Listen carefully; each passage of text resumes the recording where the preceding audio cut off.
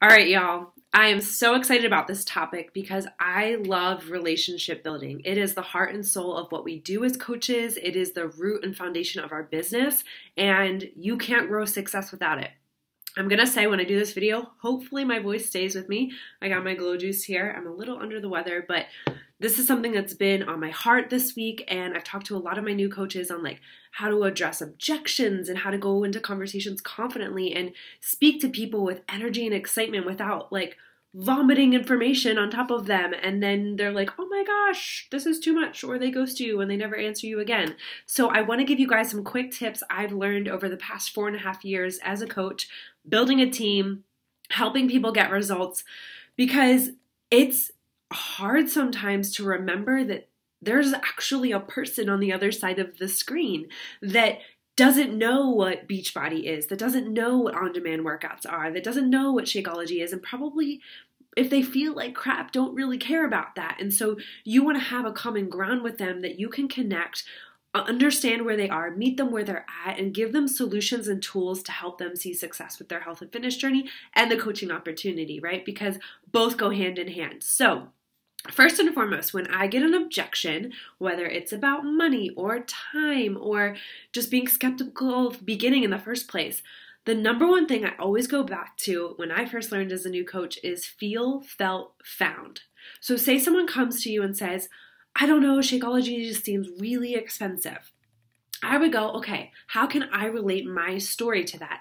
I know that Shakeology has helped keep me sick-free for the most part the past 4.5 years. I know that it's helped me save money. I know that it's helped me be more intentional with the foods I choose and how I feel and really fueling my body instead of using food as a reward.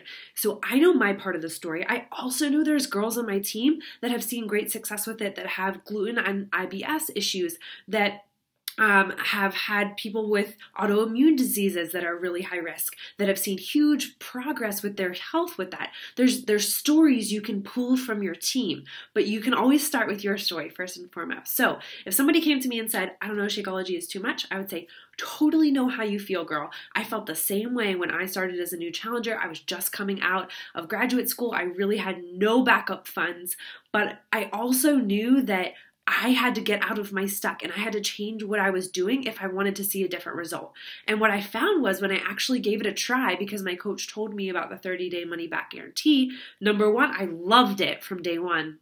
Number two, it helped me save money on my groceries because it was an easy breakfast option. So I wasn't buying breakfast food anymore. Instead, I was putting money that maybe I was stopping at Starbucks or stopping at, Dunkin' Donuts every day. I was actually saving money because I was shifting that money that maybe I was stopping and spending time and money. And time is money, y'all.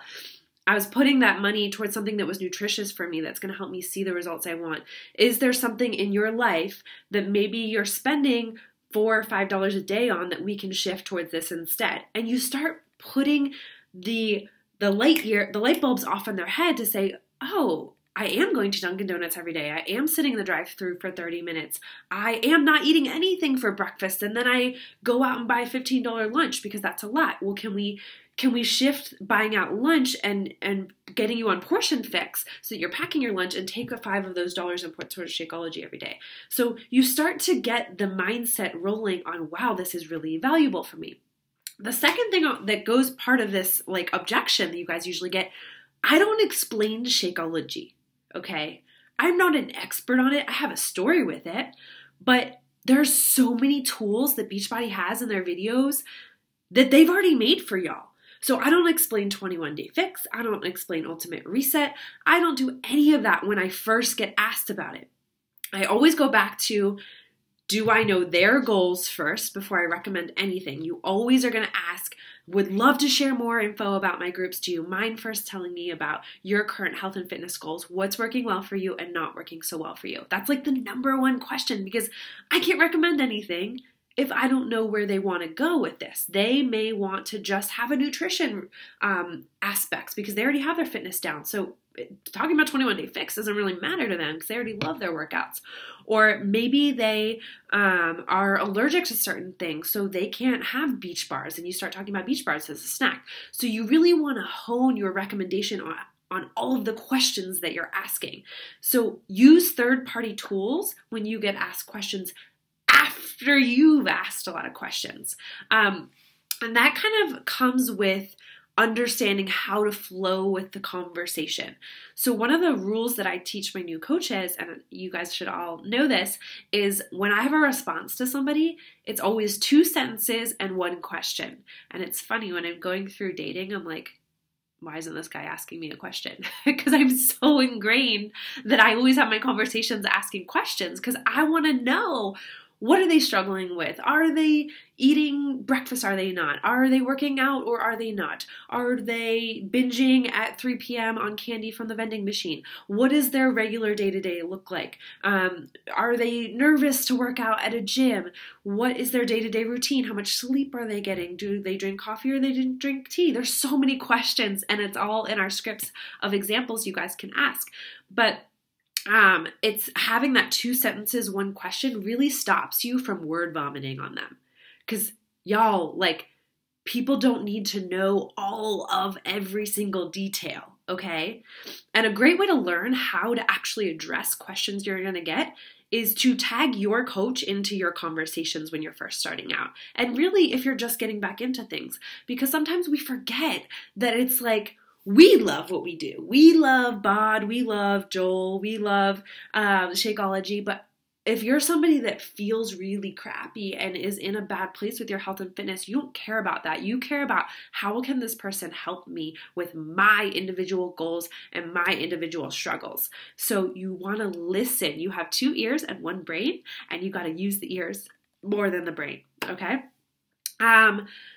Okay, always thinking about the relationship first and remembering that this is a human. And so creating more human connections is so important. I love getting on the phone with people. That is where I've learned the most as a coach, because I get to genuinely have a conversation and talk to that person. Even getting on Zoom or Facebook, why am I blanking on it right now?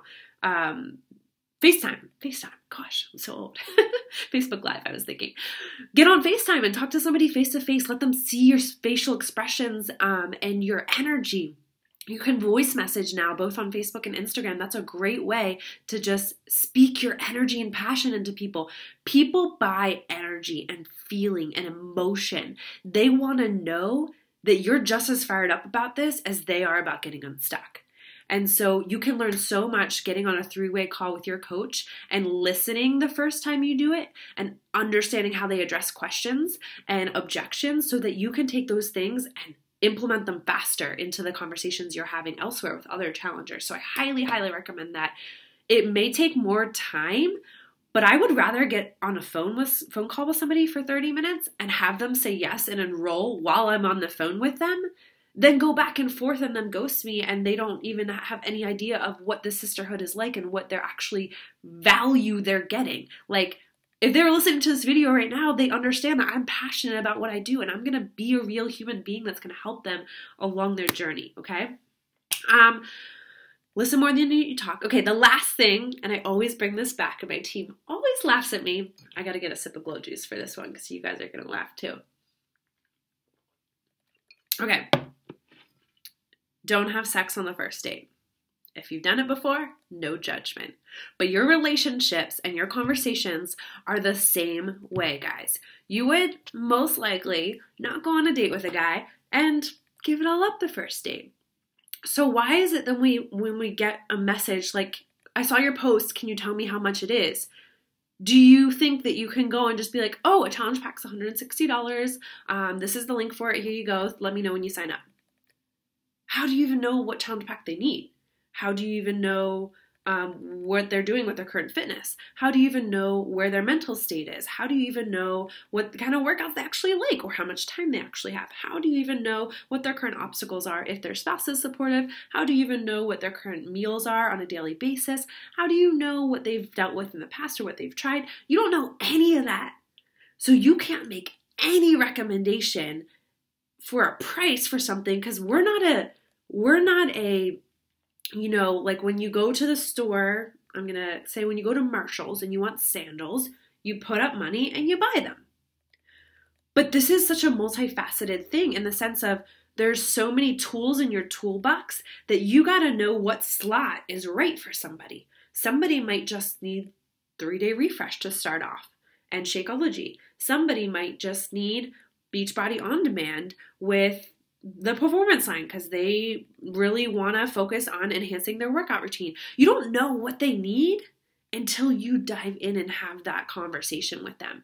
So when somebody comes to me with price, because that's something I hear a lot, is number one, I don't know. I'd love to get you more details on the price, but my coaching is always free. My group's always free. My girls get access to them once they commit to a package. But I'd love to learn more about your goals first so I can figure out what recommendation works best for you, what's going well for you and what's not going so well for you health and fitness wise. And that's always my answer. Nobody is going to think it's weird that you ask a question. You're in control of the conversation. You want to help them. So if you're just providing a transactional conversation, you are a salesperson and nobody wants to be that. I don't want to just straight have retail. I want to change people's lives, mind, body, soul. And that takes work. That takes effort. That takes digging in and understanding a human being. So when you think about dating, it's the same thing as coaching. It takes time to build the respect and the communication and getting to know that person and the honesty and the trust and all of those great things that make a great relationship applies in the same business. And so I'm not going to go give my link out to somebody because I had 3 messages back and forth. That to me feels really salesy. I would rather spend the time and ask somebody to get on the phone and talk to them than have 5 million messages back and forth, because that just feels better for me. And y'all, it will be scary the first time, but guess what? Nobody's going to jump out of the phone and be like, oh my gosh, I can't believe you just said that. They're not going to come to your house. Like, you're on your phone or you're on your laptop. Like, it's really okay. Everybody starts at square one. And that's why I say partner with your coach, partner with another coach in your team. Get in the trenches and learn from each other. That is the best way. I have mastered conversations and I have heard every objection and every question under the sun, pretty much, knock on wood, and I can confidently answer them.